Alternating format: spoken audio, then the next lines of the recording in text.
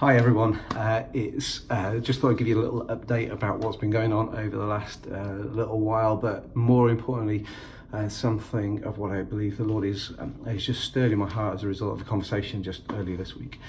You'll know that over the last few months there's been loads of stuff going on. We've had the missionary conference, we've had ELS, there's been a whole host of activity. And one of the things that I think is important is that we just exegete the story. What is God saying in the moment? What is God saying in and through the events of our lives that enable us to act on those things because we believe that God speaks, right?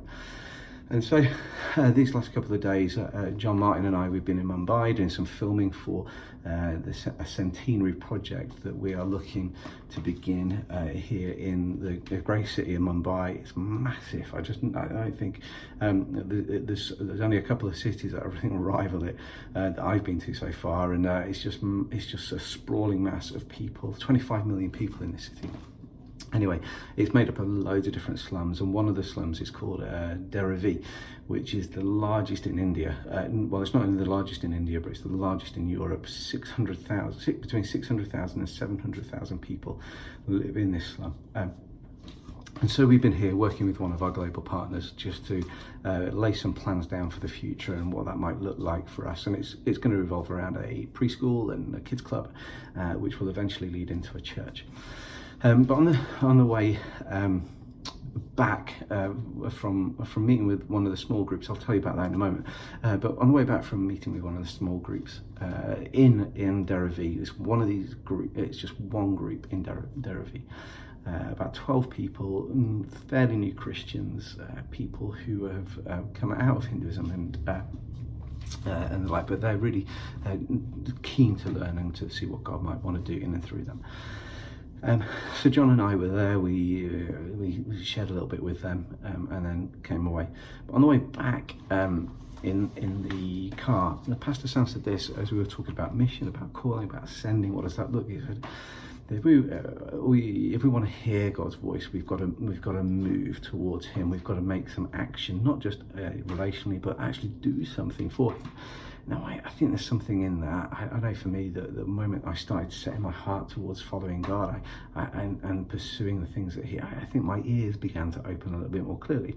I think that's true for you. I think for those of you who have gone long-term on the field or short-term or UK based, it's because you set some emotion, some pursuit of God to discover what He might be calling you into that enabled your ears to be open to hear. Now, here's the thing. Many of you receive teams. Many of you receive short-term teams that come and visit you, and you do an amazing job of hosting them. But what would it look like if intentionally we began to call out of those teams what God might be saying, some long-term missionaries who are exploring what God might say because have ears to hear and are open to listen to what He's saying because they've taken a step to come and visit you on a short-term missions trip. I think it'd be amazing that we were able to do that, but I also think that their ears are more likely to be open to hear what God is asking because they've taken a step to move towards mission. And that mission might work itself out in long-term overseas mission, cross-cultural mission. We get that. It might work itself out in local mission, but ultimately what we want to raise is a people who hear God and obey His voice. And so I think Pastor Sam might be onto something, because I think it's true for me, and I think it's true for you. So I just want to encourage you, thank you so much for all the work that you're doing. Oh, by the way, that small group, on the way out of the slum, Pastor Sam said that there were two new ladies who were there for the very first time. And those two ladies had made a profession of faith in Jesus as a result of I guess, the environment, the prayers of the people who were there, the words that John and I were able to share with them. They profess Christ. Now, we understand there's a whole discipling journey that's got to go on that at this moment in time.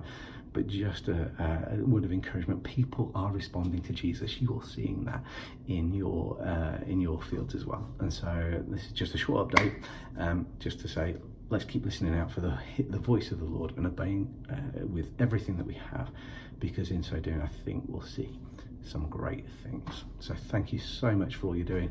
You're a joy to serve as IMD. Keep going.